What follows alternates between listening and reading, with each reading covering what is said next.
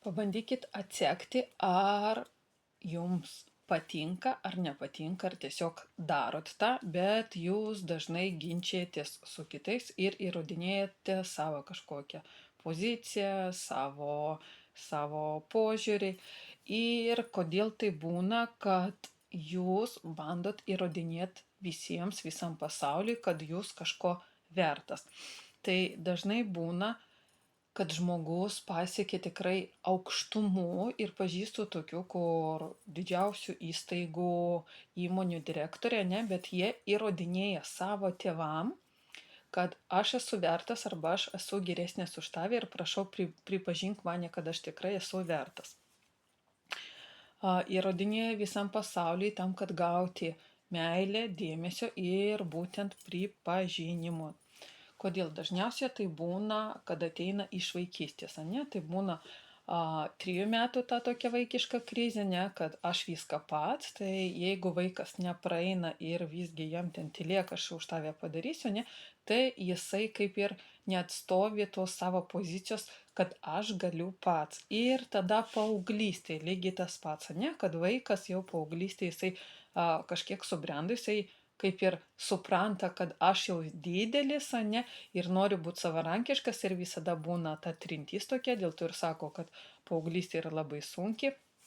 Tai nėra sunkiai, tiesiog genetiškai, fiziologiškai yra taip sukurta, kad turi būti trintis tam, kad jaunimas, tas paaugliokas, užaugtų ir išeitų, kurtų savo gyvenimą, nes jisai tikrai neišeis, jeigu jam šeimoje viskas bus ko puikiausia, ne, kaip bandelė ten sviestė, ne, tai dėl to yra genetiškai gamta sutveria taip, kad yra ta trintis tam, kad žmogus paaugtų ir išeitų kurti savo gyvenimą. Tai vat irgi yra ta tokia atstovavimo savęs aš pozicija, ne?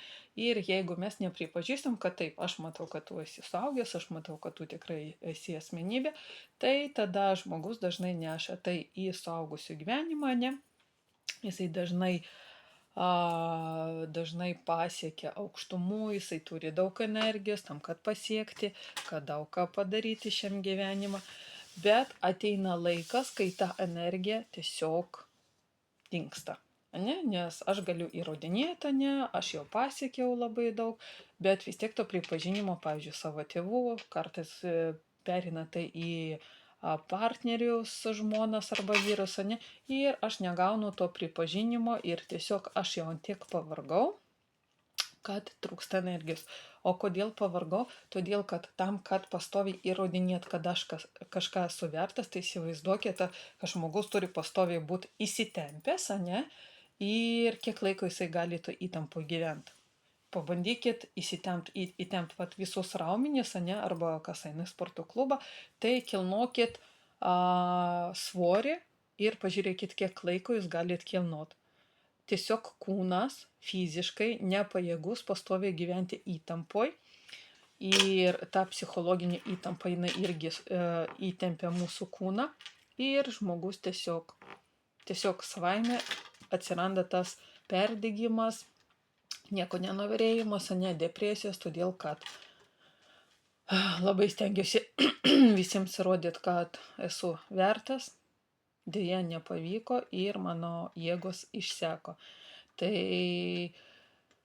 kaip mes galim išbrist iš tokio dalyko, tai tiesiog sustot ir yra technikos, kad kompensuot to, ko nedavė jums tėvai, vaikystėje, paauglystėje, ne, jūs galite patys savo suteikti, nes jūs esat suaugęs, ne, jūs turite tą vidinį vaiką, jūs turite vidinį suaugusį, vidinį tėvą ar mamą, ne, ir jūs galite užpildyti tą spragą, ko jūs negavot praeitį. Ir taip žingsnis po žingsnelio tiesiog pradedat patys save mylėti ir vertinti ir pradėti gyventi savo gyvenimą, o ne tokį, kad įrodyti ten kažką savo tėvams. Tai linkiu pagalvoti, ar tikrai įrodinėjat kažkam savo tą vertę, savo teisės, ne, ir ar tikrai gyvenat savo gyvenimą ir ar einat iš to, kūrėt savo gyvenimą iš to, kad jūs norit kažkam įrodyti, ar tiesiog einat su meile per tą gyvenimą ir kažką daro tiesiog dėl to, kad jums yra, kad patinka pats procesas.